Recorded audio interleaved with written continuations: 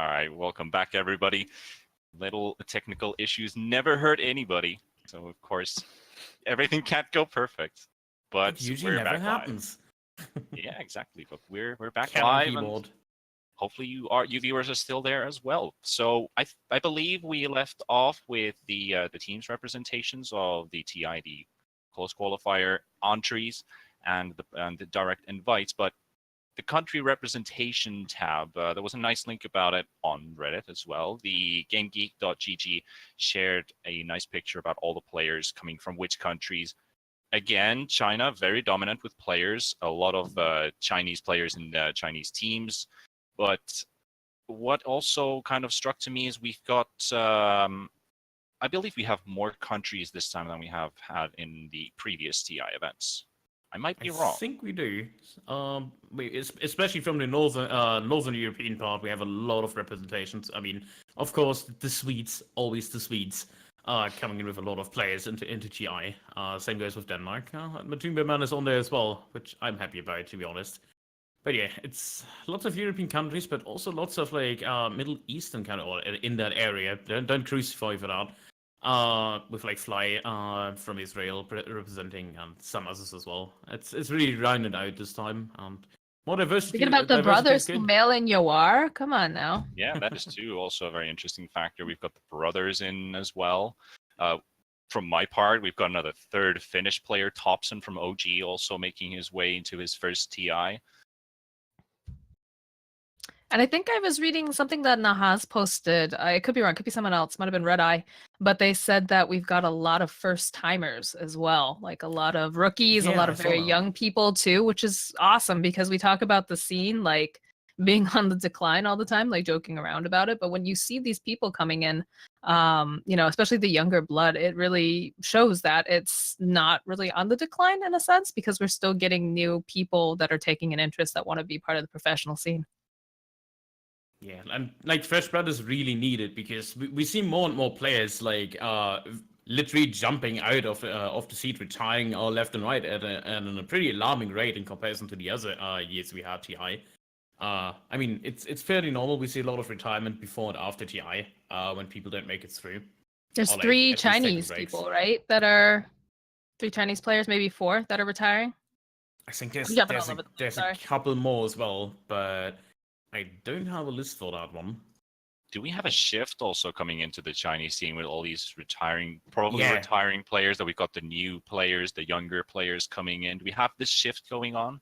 I think there's something else. I think the Chinese scene will be a lot more focused around fresh blood because we have this whole scenario where they can only have like one team at TI, so we're gonna have like a bunch of junior teams, you could say, or B and even C or D team, or in VG's case, probably even Z teams, I don't know at this point, where they can put a lot of players on it and give them like a steady career, you could say. Like, I'm a little bit curious because China's used to like creating pretty unique systems, and I can't imagine China setting up or working with sponsors, creating more leagues in a more structured way, that you have like the Premier League, and then you have like the second kind of area with the B teams all playing against each other, and give players like have it more focused around players actually rising up and down in teams instead of teams rising up leagues. Well, from China, we'll get into the China qualifiers a bit more, but let's start off with NA. So VGJ Storm, the third VG Gaming organization team, who went straight through into from the close qualifier. But an interesting factor, they lost to EG in the first open qualifiers 2-0, and then they came through the second qualifiers to win the entire closed qualifier, which was a pretty very impressive run, because VGJ Storm's been one of those teams that I believe it was at the start of the year, somewhere around February or March, when VGJ Storm was dominating. It kind of disappeared for a while, and now they're making another run back in. Yeah, they kind of disappeared a little bit behind. Most remarkably, we had Optic like taking their spot in the sun, you could say, with Complexity being a notable runner-up as well. They kind of took the EG ride off, going a little bit under the radar. Same goes with the Immortals, actually, not being that active though. No, Immortals I know. was huge. I Like, mean, I yeah, don't think a lot of people thought that they were going to be making it as well as they did. Like, they did not look that strong earlier on in the season. yeah, they didn't look that strong at all. Like at the very start, they did, and then they had like a really big downtime. Like fourth in the qualifiers, fine. They did, I believe, for the Birmingham qualifiers, they narrowly missed it. They were at Star Ladder, if I'm not mistaken, but that is really early in the year as well. Like that's a little bit gone. Like I think they made second place and they lost to Optic or something. Then I'm probably completely wrong on that.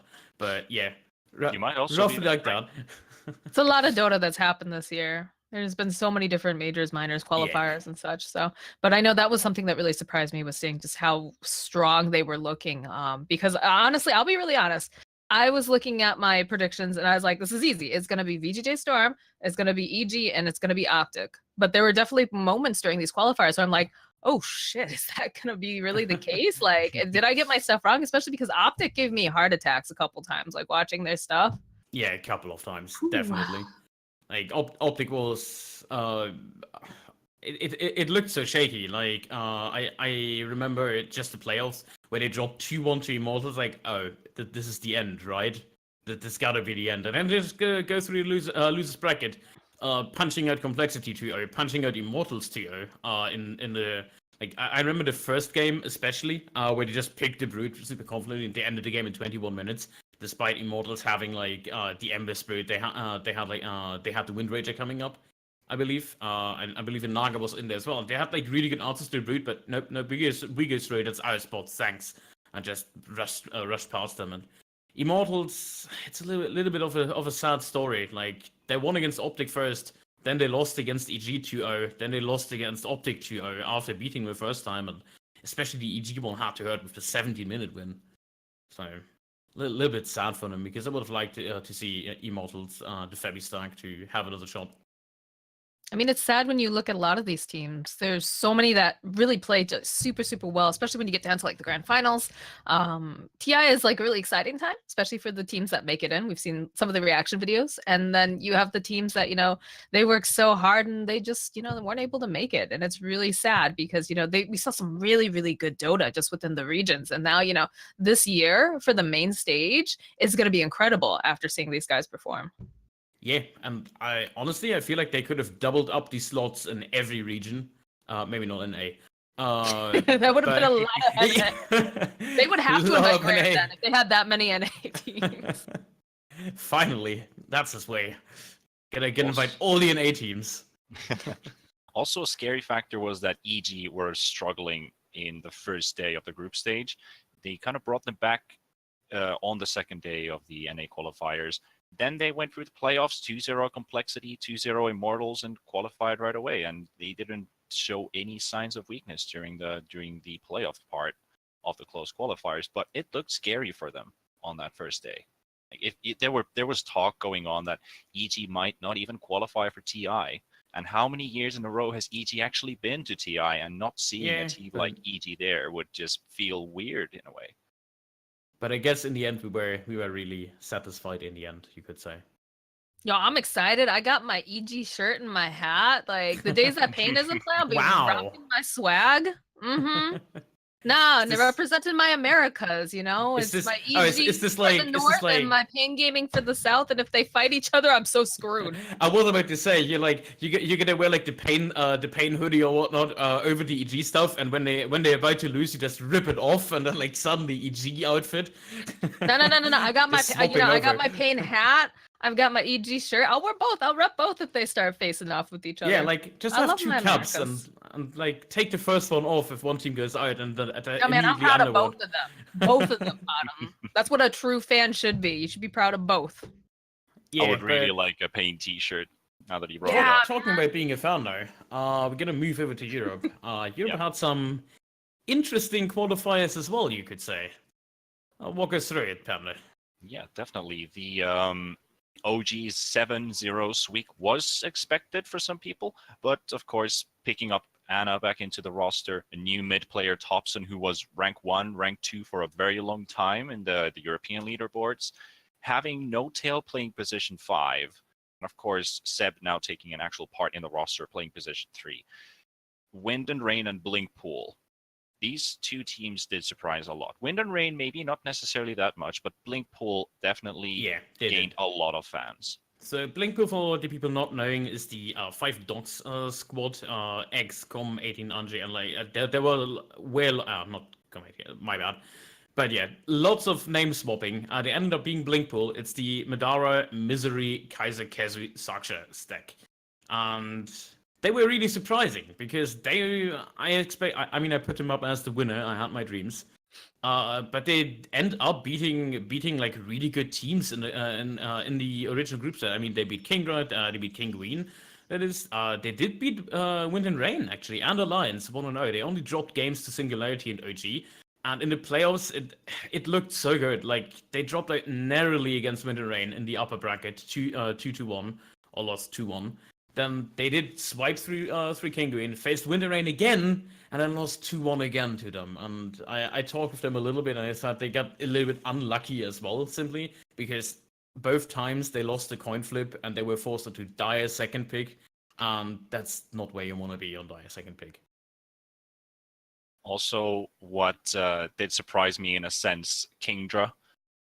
Failure. They couldn't make anything out of the group stage. I was expecting this team to do really well. Cancel, Sexy Bambo. I've been watching these guys play for quite some time, especially during this year, and they just couldn't pull it through. They couldn't make anything work out. Yeah.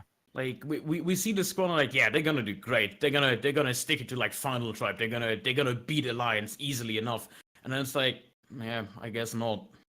Like only having that one win against Final Tribe. Well, I actually did win against them, but I know Final Tribe is another thing to talk about. We had so high hopes for Final Tribe, both doing to Aurora and going forward. Then we had the Super Major, which it ended up not being so good for them, finishing at the very bottom. Then again in the close qualifiers, just 1-5 run through the group stage, and you're out. Only snacking you win against Singularity. And jumping from the group stage to the playoffs, OG only lost 2 games, and they were both against Wind and Rain in the winners finals, taking the grand finals against Wind and Rain again, 3-1. And Wind and Rain also took a 2-1 against Blinkpool in both the upper bracket semifinals and the losers bracket finals, 2-1 twice. And people were really rooting for Blinkpool to go forward. And Wind and Rain just seemed to be the stronger team. But no, I mean, if you look at it, 2-1, but they were so close. It could have been Blinkpool's chance to go through. Yeah, the last game was so clutch, actually. Back and forth for 65 minutes. The network swapped from 10k back and forth, I believe, 4 times.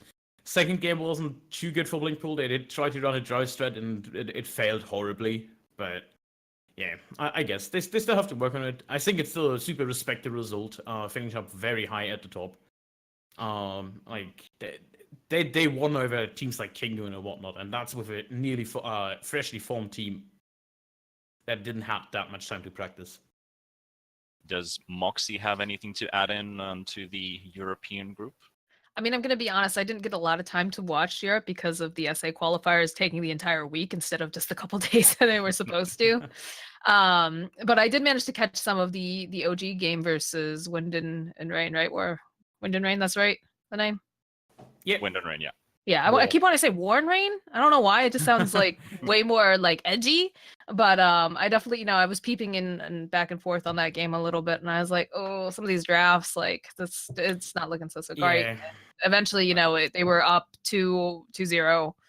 And I was like, oh man, I'm not sure they're gonna be able to, because I'm a fan. Wind and Rain, you've got it's Kitrak, Bryle, and Ritsu, right, from NA. So those are some guys that they've been doing a lot of playing throughout the season, and I really I think Bryle's a really, really good player. I like Kitrak a lot. I don't really know Ritsu, but I was hoping to see them put on a good show. But I guess it all comes down to very similar to like the South American region with GDV, right? You get these people who go over to the region at the very end of the year because they want to get in for that TI qualifier, and you're kind of like, man, get out of my region. Like, y'all haven't been playing here the entire time. Like, why are you here? So like, I'm happy You're that in the wrong neighborhood. I'm happy OG won, but also, that sliver of my heart that's NA was kind of like, oh, I would love to see them like see how far, and they went really far though too, right? It's not like they just totally failed or anything in that respect. But I was happy to see OG go, and I mean, we get No Tail. They deserved No it. Tail at TI. We gotta have him there, right? And I gotta say, like, OG definitely deserved it. They just outclassed everybody. Like, They did. From what we've seen. And they're the team that has major victories, but they're missing that TI victory. But let's jump from EU to CIS, and this is a heartbreaker. This is a real heartbreaker for me, since Espada was my prediction, and I became an Espada, you can almost say, like, huge fanboy since Torora Invitational, and we saw them play that plus 100-minute game against Gambit Gaming, and they just went 2-0 through that. And there was like, alongside with teams like Saint Squad Gaming and Unchained Esports, and they were just like, they kind of stole my heart, and I respected them as a group. And then they lost 3-1 to Fly the Moon in the grand finals, and also 2-1 in the winners finals. And Winstrike Team, previously known as Fly to Moon, they were picked up by Winstrike Team during the course of the playoffs. Actually, just as the playoffs started, they got picked up by the organization. They went 6-1 in the group stage, and they're in TI now. They have a really good team. I gotta say, on a side note, Winstrike Team has an unorthodox team name.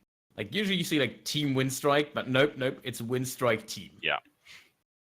I'm so excited. It's gonna be so confusing. I'm so excited that Fly to Moon made it through. I know y'all are big Espada fans and such, but after casting them during the Epicenter qualifiers and seeing them just like, they're not really like a new team in a sense, just because of the fact they've got, Silent, they've got Iceberg, like they've got these players, but they just outclassed everybody. And then they had like one bad day, I think, during the CIS qualifiers for Epicenter, and they fell down, but then they won through the entire Madness qualifier. Like, these guys are people you need to be keeping your eyes on. I mentioned it way back, during the qualifiers, but these guys are no joke, and they're going to give us some really good Dota. And, the other thing too that's like heartbreaking, there's no Dendi at TI, guys. No Dendi at TI. Yeah. There's no Navi. No Navi. And that's pretty big, honestly. After all, TI is reserved for the T1 teams, so it's we all read up on it. Navi possibly undergoing restructure. We actually talked about it on the show a couple of weeks ago. If Navi needs a reshuffle, what they should do. Do they still want to focus around Dendi? Like keep the kind of brand aspect, or if they want to get a fresh start like Alliance is doing. And I gotta say, like, looking at Alliance, it looked pretty good. So maybe a full restart is needed for Navi. Could be. What does Moxie think about that? I'm torn, because like, this is, again, I feel like, and you mentioned this briefly kind of with China, right? Is that we're getting this move of players. We're getting the younger generation in, and some of these older players are starting to retire. They're starting to move out. I mean, like, going back to NA too, Fear is like was the heart and soul of EG, it felt like, because he'd been around forever. So to see EG without Fear is very, very strange. And then like to think about a Navi without Dendi, like that's a whole weird thing that's I haven't the considered. V out of Navi. That's like you take at least 50% apart there if you put Dendi out of the squad. And like, is this really Navi more? It's like it's the same with Alliance, but spread among multiple players. Like, Alliance had the All-Star squad we all loved, and now it's a complete new Alliance. And Navi is kind of it's kind of just Dendi at this point. Yeah, I don't know if he wants to stick around. I mean, it's not working. Whatever it is, it's just not working, unfortunately. So they need to figure out some sort of solution, but I don't know what that solution is right now. If it is just full on restructuring and removing Dendi, or if they want to find other players. I'm not certain. He's like a franchise player in Navi. It's kind of like, consider any sports team that has a star player. You can't imagine seeing that player in any other team, because he's probably going to play in that team until he retires. And Dendi and Navi are you just can't separate these two things. And no, I don't think anybody could actually see it happen. You can't separate Dendi from Dota. Think That about too. it. Yeah. Think about the first that, like, if someone says to you, like, "Oh, have you heard that game Dota 2?" What's the first pro that usually comes to mind?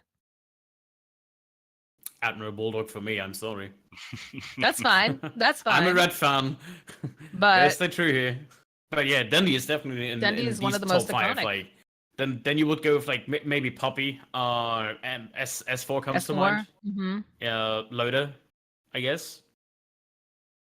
Who else? I Fear. guess. Yeah, Fear. Sume, Arteezy. You could To even me, go with that. yeah. There's so many personalities. It's But I'm hard talking to say, like way back. I'm talking because TA3. Sumail's a new kid. Let's be real honest. Yes, he Like is. That is he, true. we've got old legends going all the way back and like talking about Dota 1 and such. To But me, anyways, Dota's always been Universe, and this is his 8th time in a TI. Uni. 8th time in a TI. How many players do we actually have who have participated in every single international event? I believe not It's in a every. very small number. Did we have any player in all of them? We have like 3, right? I remember a post about it, but I can't remember. I only remember seeing Universe's tweet about it going to my 8th TI. What about S4? S4's been at, I think, almost all of them. If not, What team did he play in TI 1 and 2? I don't know. I'm trying to remember. I'm sure there's the information out there. It is somewhere there, but It is I something don't we need think to we can find it research. just in time. Well, from Navi not taking part into TI, let's go to China, where we have a completely unknown team filled with established players who haven't really actually driven themselves to that. I don't even know the word for it. You kind of like you break the limit so that people notice who you are. Serenity. It's not like Serenity, and this is kind of my specialty region. So, talked a little with B Corp actually about this. He's one of the China experts, you could say. So, coming into the China qualifiers, we had multiples we actually focused on. They were the usuals, IG and teams like IG and LGD and LFY, LGD qualifying directly, of course. We had mostly two teams on our radar from the very beginning. That was both For the Dream as well as Serenity. For the Dream really convinced us with their like super fastly paced playstyle instead of like the classic Chinese we have a BKB timing and then run down the mid lane. And I think it worked quite well what they did. They did like at least they finished really well in the right Robin 6-1 if I'm not mistaken. And then they go to the playoffs and get eliminated in 4 games. So that was a little bit disappointing. But yeah, let's talk about Serenity because that's the elephant in the room here. So we had a really powerful stack with Serenity. From the very get-go, you felt like they really have a shot, but they're probably gonna drop to like to IG or someone, right? And then they kept winning and kept winning, and it kind of revealed to us like, hey, they actually have a shot, and then they beat For the Dream, and by that point, I think it was clear, yeah, they're gonna at least qualify for this because LFY was not up to the style, and they did get eliminated by both Serenity and IG, and I don't know, Serenity just really made it happen. It's not only like they made their runs through every qualifier, open and close qualifier in the last few months, including the Super Major, including Birmingham. They did manage to grab the first place in Epicenter. And I believe for DAC they went first as well. So they were always kind of there, but super under the radar, as Moxie said.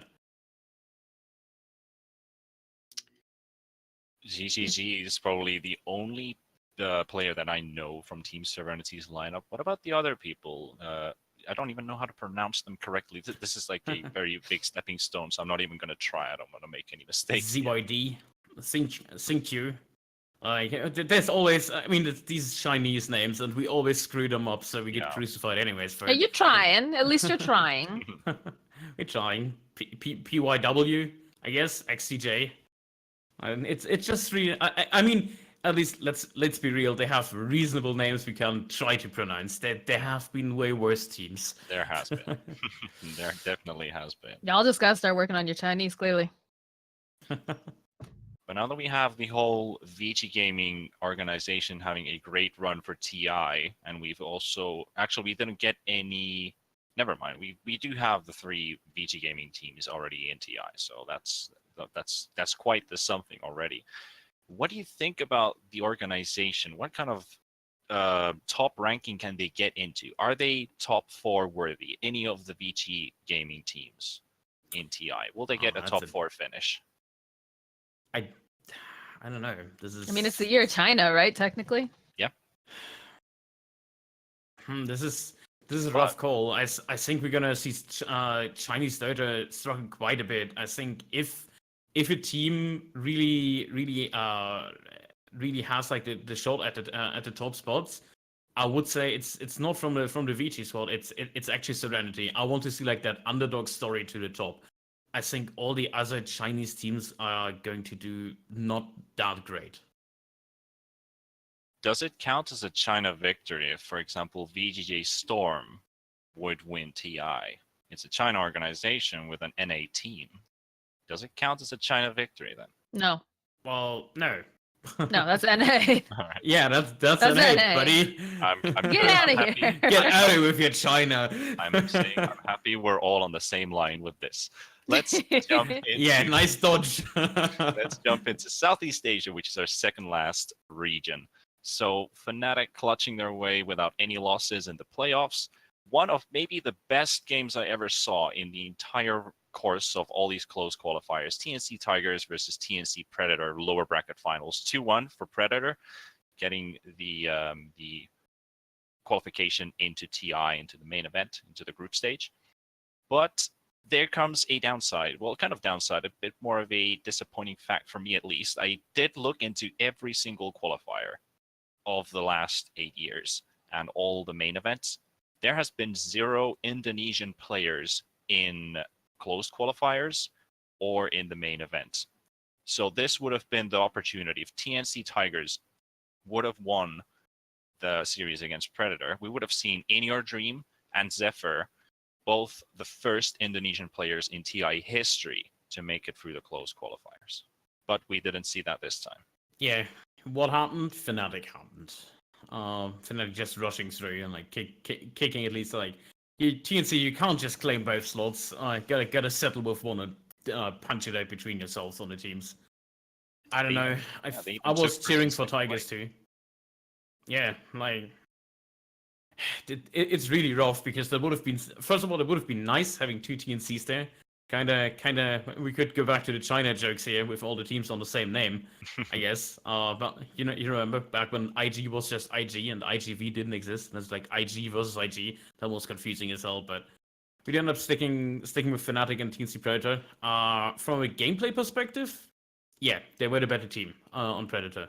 I think they had better results. They both had it in both the round robin as well as in the playoffs.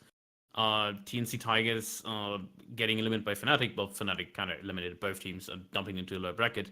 But I saw TNC Tigers even struggling a little bit against Entity Gaming, a team that we did not have on our radar, and arguably one of the weaker teams, you could say. It would have been interesting to see 2 TNC teams definitely in that, but only one, as we've already got so many other teams from the same organization inside the TI event. But we're gonna go straight from Southeast Asia into the last region. That will be South America, and that also leads us into our second topic, which is the SA qualifier drama. There's been a lot of going on with South America, and let's be here to fill in. So what do you want to start off with? There's a lot of things to go through. Let's put up our feet and let Moxie do what she does best, talking about SA Dota. Yeah. All right. Well, the first thing that definitely came to mind was the fact that we had a lot of issues, right, with network conditions. I know that the internet down in South America can be very problematic. I know there's a couple different ISPs, but there was a lot of issues, especially with the Peruvian teams. I know it also happened a couple times with some of the Brazilian teams as well, but we got 5-man disconnects. And that was a big problem because you can't play Dota if an entire team is missing, or in some cases, both of the teams. In some cases, right? You can, but let's not dive into that one. We're getting there. We're getting there, Potom. So, So anyways, they actually kind of put up, I mean, there was a couple of teams, I think Thunder Predator actually said that they were getting targeted for DDoSing, which I don't know if that's an official statement or what, but I know they definitely mentioned it. There started to be a bunch of posts coming up on Reddit because they're like, what's happening? Why are there so many DC problems? Something's not right. So eventually, Faceit and Valve decided we're going to move the qualifiers. We're going to move it by a day because we're having too many issues. And I was a little worried about that, just because of the fact that if it is internet issues, if they really are getting DDoS, it's not going to make a difference. I don't know if they change something on their end, if they're even able to change anything on their end, because I believe your IP is known through Dota 2. Like, there's no way to mask it, unfortunately. But they ended up being able to move it, and I think we had very few issues with connections after that, so I don't even know what the actual story is behind all the connection issues. But that also leads into our second topic, which was the unpausing debacle. And a lot of teams got a lot of heat for what they did. All right, so the first one that came up, because I was casting opens, I did opens and the main regional, but during the opens, Midas Club was facing off with G Pride, which is it's a Brazilian team versus a Peruvian team. And G Pride, they had a disconnect. They had a couple disconnects. It happened. Some of the Peruvians on Midas Club, because they picked up Madara 666, not to be confused with the other Madara over in the EU region, but they're having problems with them and like Swords Internet that are both the what do you call it? They're both the Peruvian players on that team. But then eventually we had a full 5-man disconnect happen, come out from the side of G Pride, where they're just their internet dropped or whatever. I don't even know. There was another team too, one of the other stacks, I think it was the Insania stack, that actually ended up getting disconnected as well. But the rules officially on Faceit at the time were that if a team 5-man disconnects, you don't have to pause. Yeah, you go. No. They specifically said the game is to be played. It has to be resumed. And that was, I think, one of the big issues, because it's a shit rule. Yeah, 3.12, in the event of a whole team disconnects from the match due to unforeseen circumstances, including but not limited to, the match will continue and play out until the end. So everybody lost their minds over that, right? And that was just for an open qualifier. But then we get to I think it was one of the grand finals to get into the actual main qualifier between Pain Gaming and Thunder Awaken. And this is when the shit really hits the fan, because these two teams, they're playing, and all of a sudden, Thunder Predator 5-man disconnects. Pain Gaming was like, what just happened? But also, when you're that far into like a finals, I feel like you don't just be like, oh, it's fine, and just keep going, right? That's my thought, anyways. So they wait, and then eventually they start disconnecting, and then Thunder Predator gets back in. I believe I remember seeing a W2H coming out from or WTF rather, coming out from Thunder Predator, because they don't know what's happening. They don't know where the team's gone. And then they unpaused and went for victory. Yeah. So that's like, when everything exploded in South America. Yeah. You get the manners, and then you go around and like, you know what, we're gonna in quote follow the rules. I'm just gonna unpause, and like, should not have done that. And I get it. It says in the rules, but at the same time, like, they waited for you. They paused for you. Yeah, this is one of the scenarios where you just go for like, screw the rules. We're doing gentleman's agreement here. And like, if they want to punish at first, they have to punish us equally, so they have no chance. And I think that would have been a nice thing to do, but I don't know. Maybe it's like at that point you really have victory in sight. Maybe tunnel vision sets in. Like, hey, we can maybe squeeze past this, and you lose a little bit of your standard. Or what do you think happened? Well, in my opinion too, I don't think that players should have to make that decision. I think the rules should be very clearly laid out in the first place, because I know later on they actually were giving the option, which I do not ever agree with. Admins should be the ones who say, hey, this is what's happening. Not, well, you can play it if you want.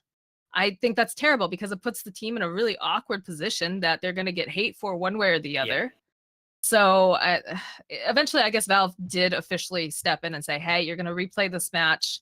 Or this one game, we're gonna do a remake. It was crazy, right? Because you had King RD, he was tweeting out stuff. Tavo was tweeting out stuff. You got Thunder Predator, who's trying to figure out what's happening, tweeting. It was everything was on fire. I'm just sitting there with my coffee mug, like, it's fine, everything's fine.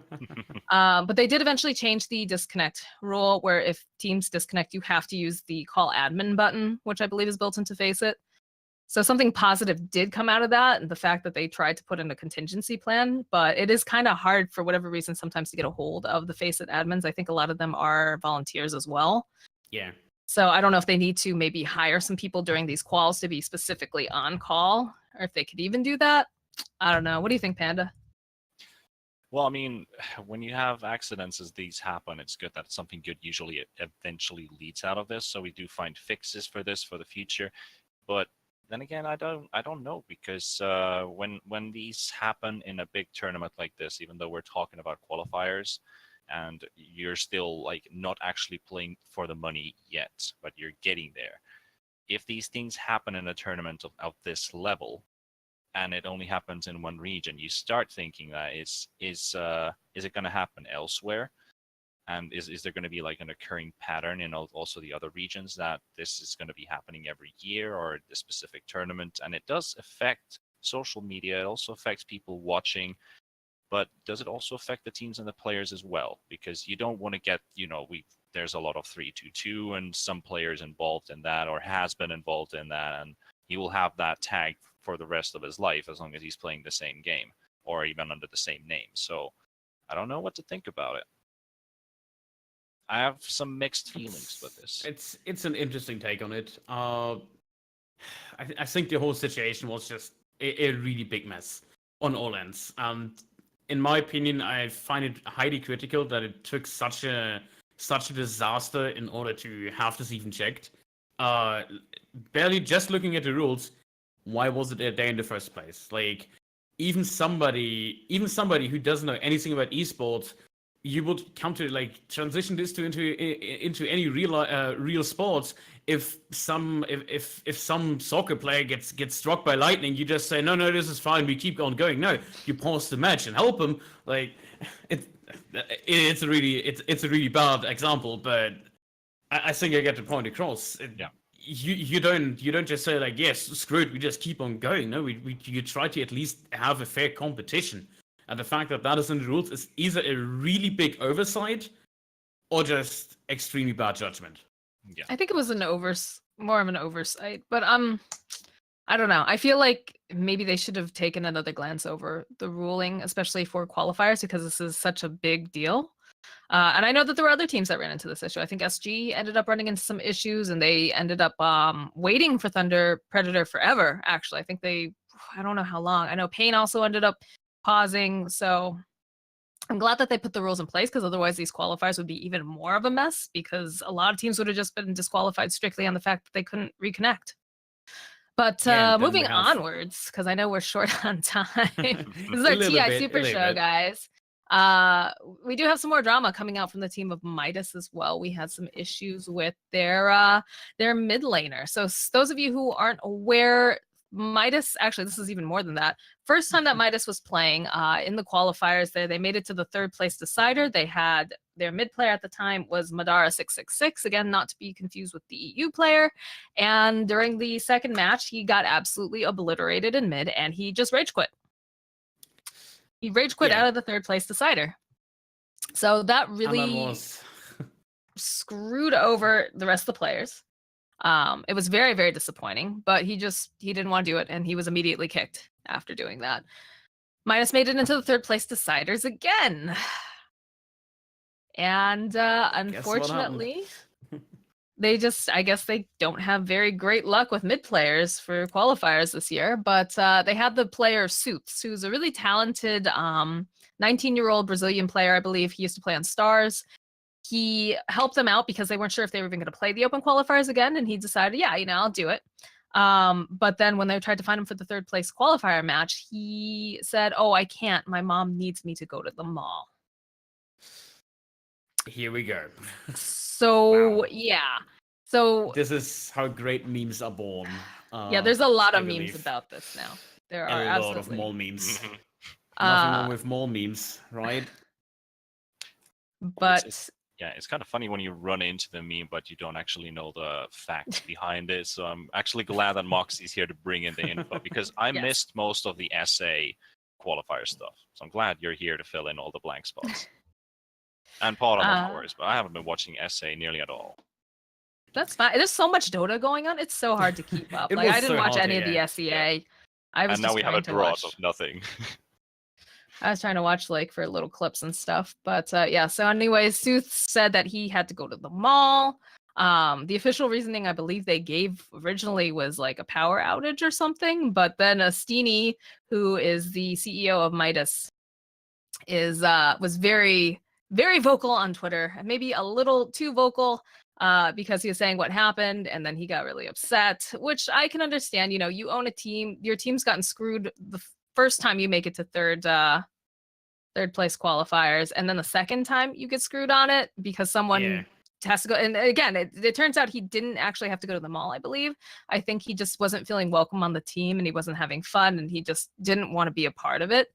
But that's a really awful thing to do to your 4 other teammates that were really hoping that they were going to be able to make it to the international, because it's the international. Like, this is big. This is once a year, the biggest tournament in esports. This is exactly. And we don't want to do witch hunting. He's a 19-year-old kid. Stress gets to you, but from a sportsmanship standpoint, it doesn't look good. It doesn't look good, and there's got to be. I mean, you said it. He's still young, so might as well just need. Is discipline the right word? Could you say that? Like I don't get know. somewhat discipline, or like, just a little bit evened out for the playing, for like a little bit adjusting to what is expected. You could say. I'm just scared that it's going to affect his career going forward, because you don't want to be known as that guy who bailed on your team. And again, he had no contract. There was no contract discussed or anything like that. He was doing him a solid. But a lot of Dota, we talked about the unpausing debacle. Technically, it was within the rules for them to unpause, but it damages your reputation. And I'm not sure if this is going to damage Sooth's reputation here, especially now that he's become a living meme. Well, sometimes becoming a living legend or meme, you could say, is a good thing. But time will decide that. So we have one more thing coming up, actually, for SA. That's a lot of SA, but we still got one more. Yeah, I know. This one last qualifier could be its own reality TV show. But yeah, we've got one final thing. So we got Thunder Predator, whose name keeps popping up because there were a lot of connection issues. There was a post that went up after a really amazing game too, by the way. I believe it was Thunder Predator versus, was it SG? Trying to remember. Trying to find out right now. I haven't followed SA at all. It might have been Pain. Because I know Pain got knocked down for a moment. But Atun, their core player, was accused of using macros. Somebody was watching really, really closely and was like, wow, those Meepo poofs are happening like at the exact same moment, which shouldn't happen, right? Because they need to be 1, 2, 3, or however, But they were like, that doesn't look right. And the nice thing about Dota is we've got such robust combat logs. You can go back and you can look at all the little timings and everything. And it showed exactly the same moment, all those Meepos popping up. Yeah. So they're like, you're not allowed to use macros. You're not allowed to use scripts. You're not allowed to use macros, anything like that in these tournaments. So it's a no. It's the straight up red line, and it was crossed. Definitely. Reddit was on fire. People were screaming. They were like, oh my God, this guy, we need to throw him out. And eventually it came out that Alton's been using macros since the Frankfurt Major. He had no idea that they weren't allowed, but he'd been using them for not only Meepo poofs, but also his armlet toggling, which that's a big one, right? Because armlet toggling is such a skill. So to be able to like really, make it through some of these really hairy fights, like it could change the entire outcome of a game. Yeah, if you perfectly armlet toggle, you can. There's certain heroes, certain lineups where if you get an armlet, you're unkillable. And having a tool that helps you perfectly get that dodge on damage every time can literally wins you games, if not tournaments. Exactly. Exactly.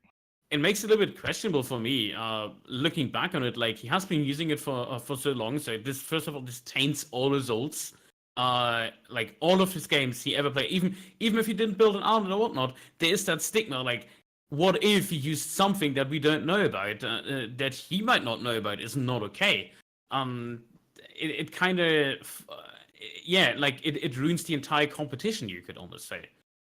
I think one of the main issues, sorry if I go too far, but one of the main issues I think is that it was clearly stated, like, if players don't know what is okay and what is not okay, they can always ask certain people. The problem with that is most of that support most of the time is either provided in Chinese, or it's or Chinese contact persons, or in English. And I know that a lot in the SA scene, for example, or even the CI scene, have problems finding people to talk to in one of their native languages or reasonable English they can speak. So is it like maybe time that we set up like official correspondence for, from tournaments and like, or even Valve for each region? Like you can contact this if you have a problem regarding cheating or whatnot. Well, here's the issue with that, is that Auten didn't think he was doing anything wrong in the first place.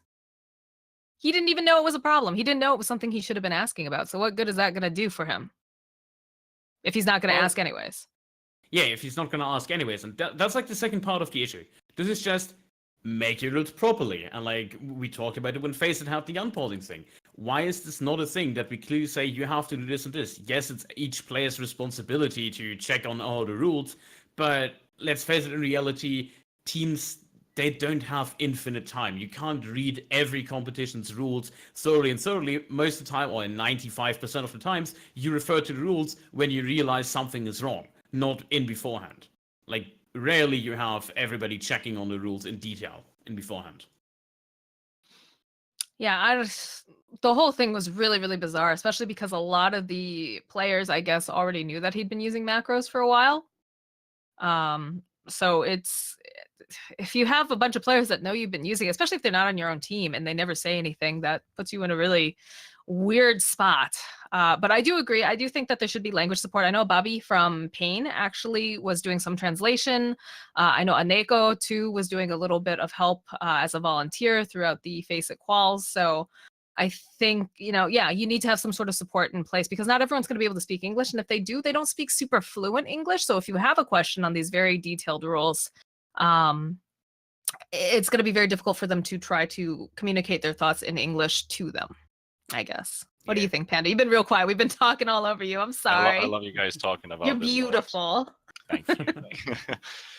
Well, I mean, language support definitely is a big thing, and I hope that Valve will also take into account all these things that's been going on in the SA region with all these qualifiers, all the problems that's been going on, and that they recognize that there's been some miscommunication, there's been some issues. They definitely have the resources to look into these, and so we can improve things for the future. And hopefully, at least by the time like when we get into the actual main event and all that, well, things are pretty well over there. I've never actually been to TI. Have you guys ever been to TI before? Like, I went last year. Because it's a very expensive trip for me from here, Finland to Canada. And already the flight tickets. Getting colder. Already the flight tickets. I mean, we need TI in Europe someday. That's just what I think about. There was a TI in Europe. There was? Mm-hmm. Oh, okay. No. Yeah. Well, TI Oh, yeah, in it was Cologne. actually. True. But yeah, you missed your chance, dude. I'm fairly sure TI will never return to Europe. I think it's going to stay in NA. Yeah. I'm totally okay with that. Wow, of course. Classic NA bias. Biased! But we have good things in for the future, and we've got definitely things are going to be improving as we go. And I really hope that Valve does look into these little things so that they don't become into huge problems. But that kind of closes off with the SA qualifiers. Or do you still have something you want to add in? We could talk about this for a very long time, but I feel like we should almost jump into another region. And we're talking about the NA pausing. And in this case, we do mean Wind and Rain during the European qualifiers. 17 Matt Seb from OG accused Wind and Rain about pausing during the draft, like right after when the draft was about to finish. They had a lot of technical pauses or tech issues, as they said. And this is something that apparently has been going on for a long time. And this goes under the name for Ritsu. And you, Moxie, said that you don't really know who Ritsu is. So I know who he is. I'm not good friends with him. All right. So it's basically he's apparently okay. We're not going into that. But apparently he isn't famous for this. That he has a lot of toilet breaks, and they have tech issue pauses so that they can talk through drafts, but there's no confirmation on that. But the definite fact is that the drafts have been paused right at the end of the draft about to end, so they can still talk things through and set their draft appropriately. And this was happening during the course of almost the entire playoffs. And that is a big thing. Like, nobody seemed to accuse them of anything. PPD's done that. Oh, they definitely do. I wouldn't say yeah, like I remember the PPD post actually saying like, can we get at least like clarification on what is the pause, because you can't say you have Discord issues 6 times in after every draft. For me, and then you personally, play fluidly. Yeah, like personally, first of all, Discord has issues, but if they have issues, like a 10-minute pause won't fix it. Trust me. But beside that, no, just no. It's not Discord issues. Everybody knows it. It's a scapegoat they use to say like we need pause, and every time it feels like they need this pause to figure out the enemy's draft, set their lanes accordingly, see what player plays what, because there is a reason we have time limits on both drafting as well as going in game. There is a reason we have most tournaments have rules saying you can't pause and draft unless the drafter disconnects. And even that is restricted at times. So why should it be any different from going to the early game or the pre-game into the early game? Like, I would almost go so far and say like, hey, you gotta go on your lanes. Like, up until the horn, you can't go pause. It's straight up unfair. Yes, you can always say, oh, it's tech issues, like my mouse broke, my hotkeys are not there, my cat jumped on the keyboard. You always find a reason. You can always blame any tech issues. But in my opinion, it's an absolute train wreck that we don't have a rule preventing that, because it has been getting abused, and on such a prominent level, there has to be something done about it. Definitely. And when it comes to every online tournament, face it, when it comes to open qualifiers, there's a strict rule of about, was it 10 or 15 minutes of pause is allowed. After that, you cannot pause, or you will be forced to play with either the player who's disconnected from the game, or you have to forfeit the victory, or you just cannot pause. You're just not allowed to pause anymore after that time duration or the time span has been filled. When it comes to the tournament lobbies being organized by either the players themselves or a tournament organizer, and the admin really has to pay attention to all these small things. It could be either that the people running those lobbies, if they have specific admins for those, that they're either slacking on the job, which is possible. I'm not blaming it on the admins, but it is a possibility, because this is taking advantage of a loophole in the rules, and admins are the ones looking after these rules, that they are obeyed, and that everything works fluently. But when this kind of problem keeps on happening game after game after game, and nobody interferes. Have you seen my region that I was covering? Talking about pauses, talking about over 10-minute pauses. I think we had one that was like an hour gap between, like, just waiting for a team. Y'all are babies. So we definitely need something for the future, and keep an eye open for these, because online games, online qualifiers, online tournaments are very hard to keep an eye open for the other, and everything happens virtually. So if they don't have, for example, a video contact, like you have a webcam that is a must-have to set up, for example, that you can see that the players are there if they're all present.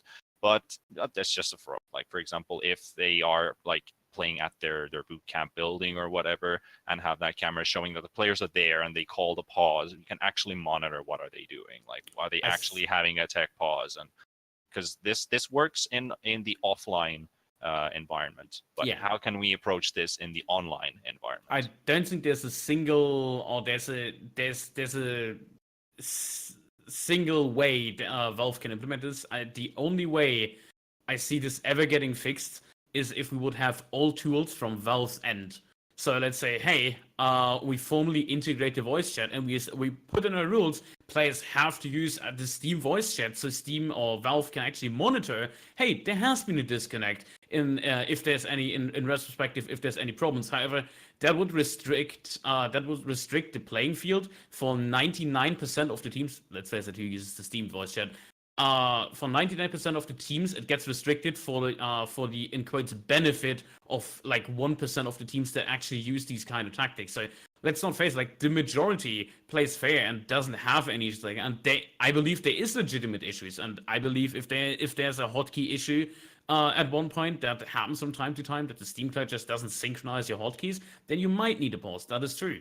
So I guess a little bit of leniency is okay, but there is some really, really obvious cases where it's beyond any doubt that it's no longer tech issues, where it's just basically a poppy pause or a tactical pause. Moxie, any ideas?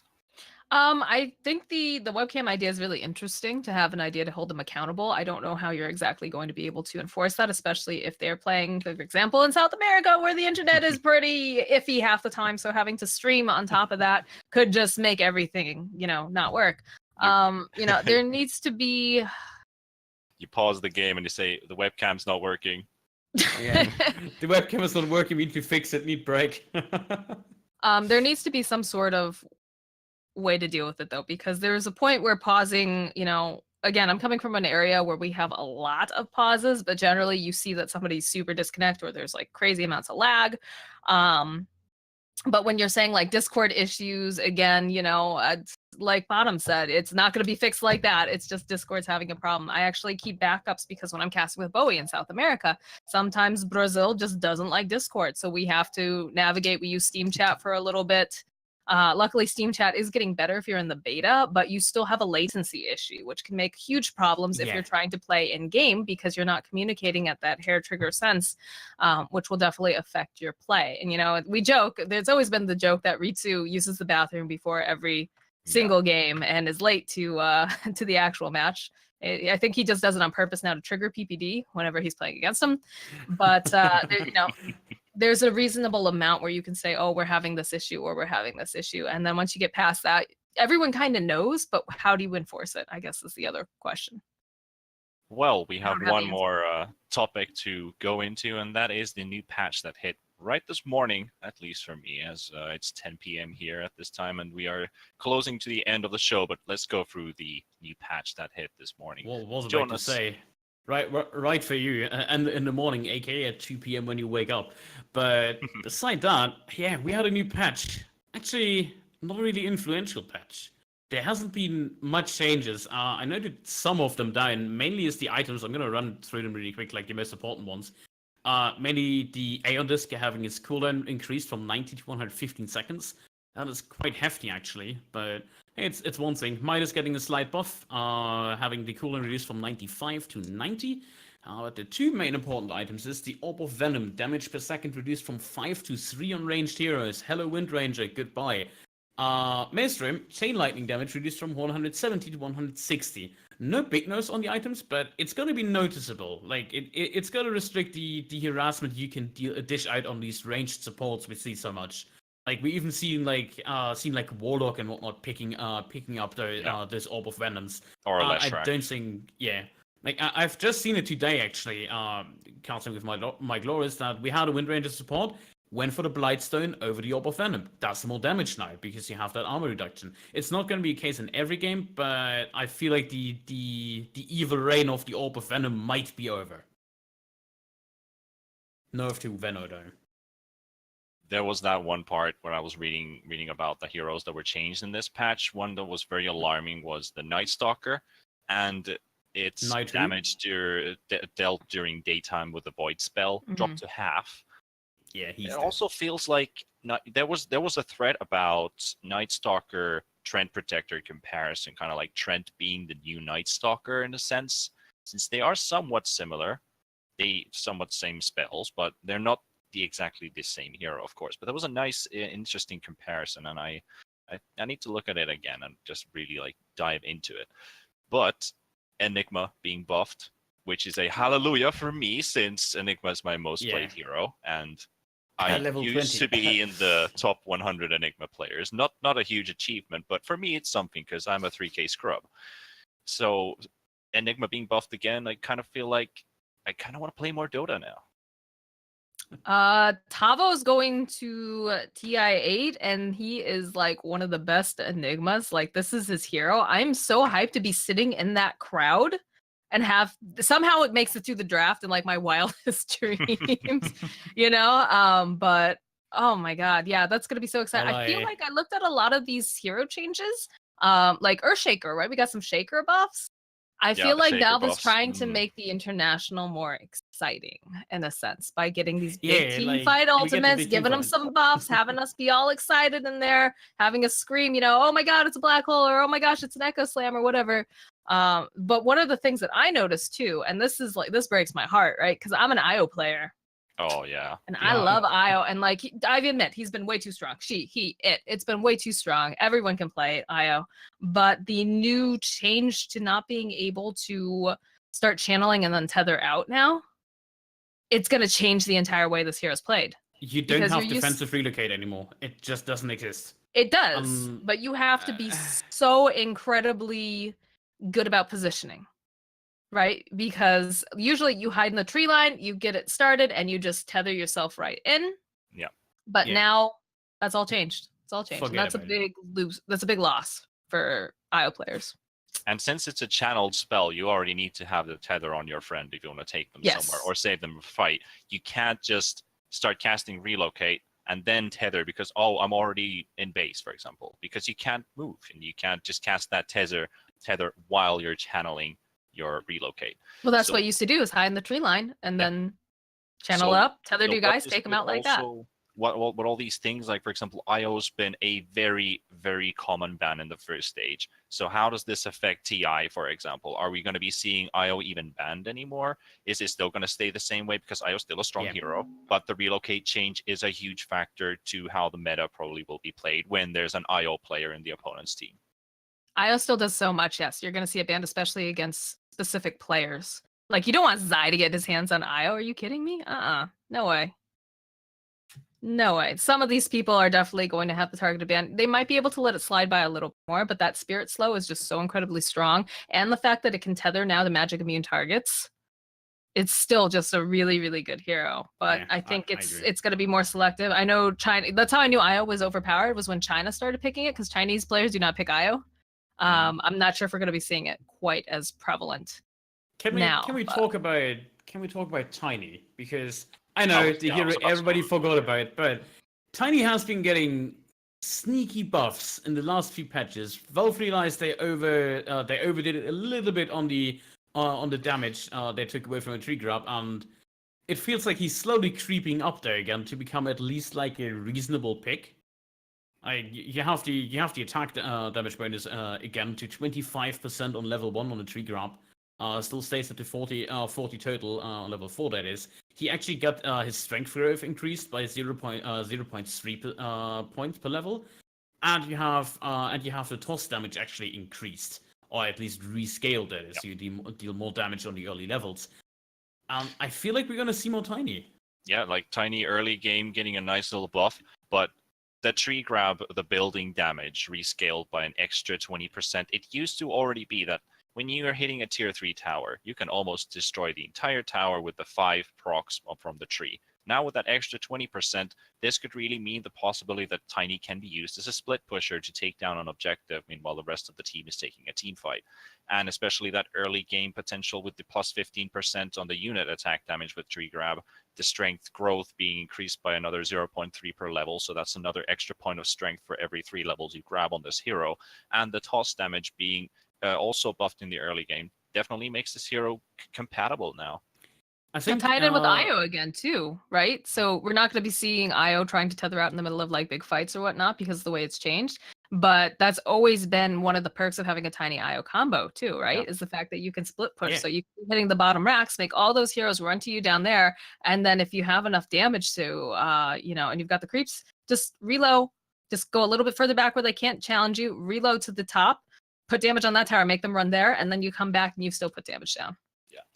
Well, all of you viewers as well, do take a look into those patch notes as well. There are some crazy interesting stuff. For example, the Ricky, the sniper headshot working on to BKB targets now as well. Take a look at those. But we're going to be closing in today's the Offlane episode 6, the TI Super Show. Thank you so much, Moxie and Jonas, for being here. Thank you for Nerd Street Gamers for having the opportunity for us to host the Offlane talk show for you guys. I hope you've enjoyed your time, and we've tried to give us a lot of insight from the TI, which has been, well, a very hectic last 2-3 weeks. We're into a little small pause from the pro scene, and we'll be heading towards TI in August.